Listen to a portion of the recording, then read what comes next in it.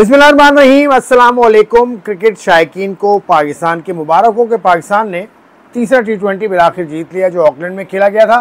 देखिए, इससे कतई नज़र इस बात की कि पाकिस्तान जीता या इससे पहले के मुकाबले हार रहा था, तो हार के फ़ौरन बाद पहले मैच के बाद आप तनकीद शुरू कर देते हैं। तीसरा मैच जीत गया तो अब आपको हीरो लगने लगे होंगे हसन नवाज़। देखिए, कोई ऐसी बात नहीं है। ये इन बच्चों को टाइम देने की ज़रूरत है और इन बच्चों को टाइम दीजिए। तीसरे मैच में ये जीते हैं तो चौथे मैच में फिर शायद परफॉर्मेंस अच्छी ना हो। तो एक मैच के बाद अच्छे हो गए तो आप तारीफ़ करने लगें, एक मैच के बाद, दो मैच के बाद बुरे हो गए तो आप इनको निकाल दो। ऐसा नहीं होता।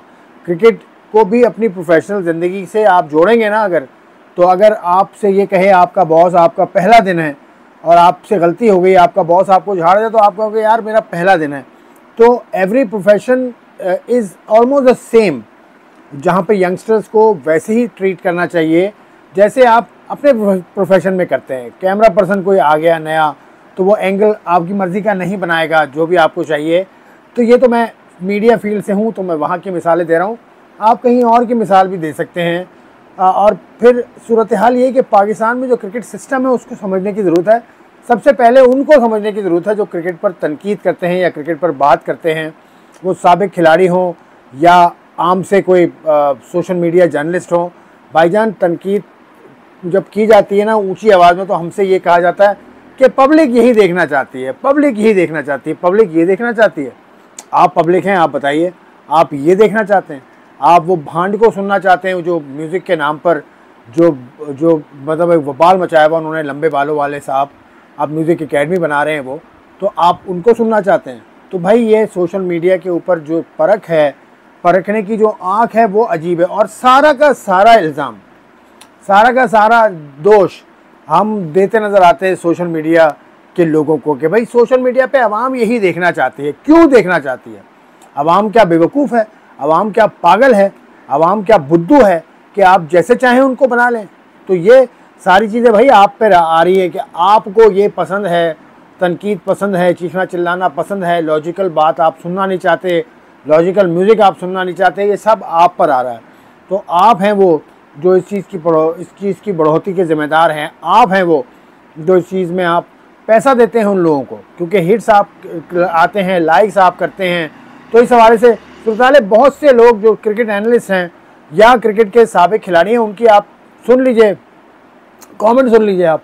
वो कहते हैं हसन नवाज़ को निकाल दो जी, नहीं चलेगा। नहीं, ऐसे नहीं होता। सईद अनवर, आपको याद है, वो पहले टेस्ट में वो अच्छा नहीं कर सके थे, लेकिन उनको मौका दिया। अजहरुद्दीन एक मिसाल है। सचिन तेंदुलकर अपनी पहली ODI सेंचुरी कई मैचेस के बाद उन्होंने बनाई थी। तो भाई, वक्त देना होता है। अब मुझे नहीं पता कि अगला जो मुकाबला इतवार को होगा उसमें पाकिस्तान टीम क्या करेगी, लेकिन पाकिस्तान कुछ भी कर सकता है क्योंकि नए बच्चे हैं। आज तो बॉलिंग अच्छी की शाहीन अफरीदी ने भी, क्योंकि आज पिच ज़रा सा मुवाफिक था। ये भी देखी जाए, डिसिप्लिन बॉलिंग तो करनी ही करनी होती है। आपने ये भी कहा जा रहा है जी, एक साबिक खिलाड़ी हैं जो कि अपने दौर में उन्होंने कुछ नहीं किया और आज वो बस इसी बात की व्यूज़ दे रहे हैं कि उन्होंने मतलब बहुत ऊंची आवाज़ में बात करते हैं, बड़ी बातें करते हैं वो। लेकिन भैया, आपका दौर भी हमने देखा है, अभी रिसेंटली देखा है। तो वो कहते हैं कि स्ट्रैटेजी बड़ी अच्छी बनी थी, ये बना था। तो भैया, स्ट्रैटेजी तो हर मैच की बहुत अच्छी बनती है, स्ट्रैटेजी पर अमल नहीं होता ग्राउंड में जाके। कौन है वो क्रिकेट कोच या इंतज़ामिया का आदमी जो स्ट्रैटेजी गलत बना के देगा? ये क्या बेवकूफ़ी की बात की आपने। स्ट्रैटेजी अच्छी बनी, छोड़ दीजिए यार, रहने दीजिए। आपकी भी हमने देखा है और वो भी। और अब बाबर रिजवान का किस्सा भी ना अब ख़त्म होना चाहिए। बाबर रिजवान के ज़िक्र से शायद आपको व्यूज़ मिलते हैं, शायद मुझे लगता है। उन दोनों की तस्वीर अगर आपके थंबनेल पर हो तो आपको व्यूज़ मिलते हैं, लेकिन बाबर आजम का इस T20 सीरीज़ से कुछ लेना देना नहीं है। अब ये कहना कि उनको बिल्कुल निकाल दो, ये कर दो, नहीं, ये भी नहीं हो सकता। क्योंकि आकिब जावेद की बात आपने सुनी होगी परसों, उसने ये कहा कि हम वर्ल्ड कप की और एशिया कप की तैयारी कर रहे हैं, तो आपसे पूछ कर नहीं निकालेगा वो। तो मुझे लगता है कि इससे टीम शेपअप हो रही है। ठीक है, अच्छी बात है।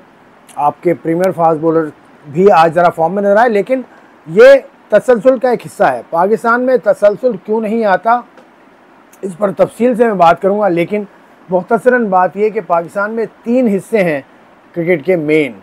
एक हिस्सा है एडमिनिस्ट्रेटिव जो टॉप पर है, जिसमें चेयरमैन आते हैं, जिसमें CEO आते हैं, जिसमें और बाकी लोग आते हैं, सिलेक्शन कमेटी आती है और पाकिस्तान टीम की बाकी जो है वो टीम है, जिसके अंदर टीम आती है और टीम मैनेजमेंट आती है। और तीसरा टियर टीम से नीचे है, जो डिस्ट्रिक्ट से शुरू होता है, बल्कि क्लब से शुरू होता है फिर डिस्ट्रिक्ट में आता है।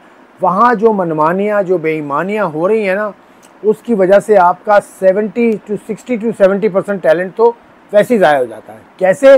क्योंकि आप मेरे क्लब के नहीं हैं, तो आप डिस्ट्रिक्ट के ट्रायल्स में तो आके दिखाएं ज़रा। आपको निकाल दिया, डिस्ट्रिक्ट से ही आपको फारिग कर दिया जाता है।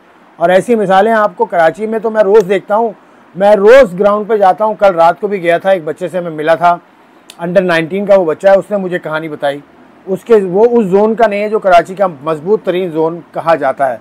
मैं नाम नहीं ले रहा किसी का, क्योंकि बच्चे के कैरियर की बात है।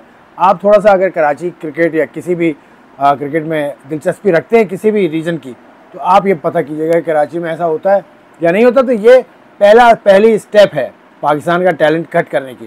तो जो हम कहते हैं ना, ये टैलेंट नहीं आ रहा, टैलेंट इसलिए नहीं आ रहा भाई।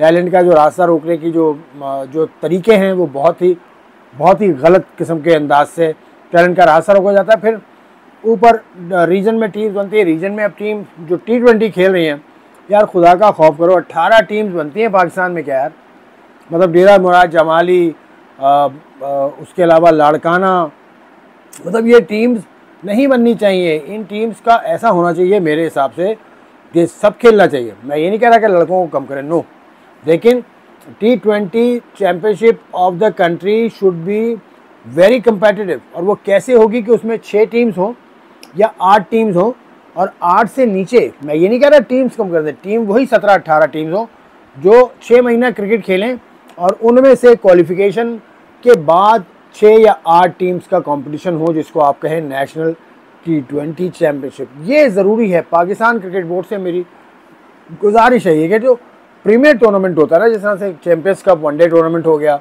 या नेशनल T20 चैम्पियनशिप हो गई, या कायद-ए-आज़म ट्रॉफी हो गई, इनमें क्वालिफिकेशन का सिस्टम होना चाहिए।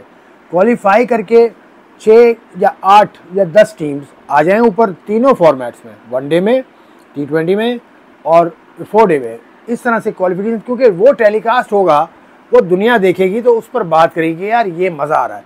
अभी मज़ा नहीं आ रहा है इसमें। तो ये सूरत हाल पाकिस्तान क्रिकेट बोर्ड को देखनी चाहिए।